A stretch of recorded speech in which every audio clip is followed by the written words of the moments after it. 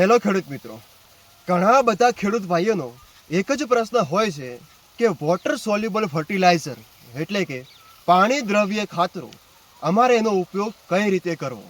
તો ખેડૂત મિત્રો, જે પાણી દ્રવ્ય ખાતરો છે એનો આપણે ઉપયોગ મુખ્ય 3 રીતથી કરી શકાય છે.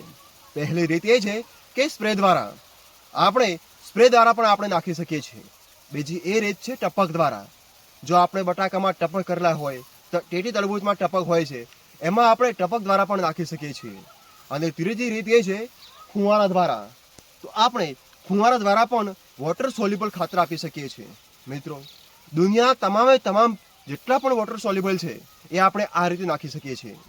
અને વાત રહી તો આના માપની, તો મિત્રો આનું હેકરે માપ જો સ્પ્રેનું જોવા જઈએ તો એ હોય છે 1 કિલોનું.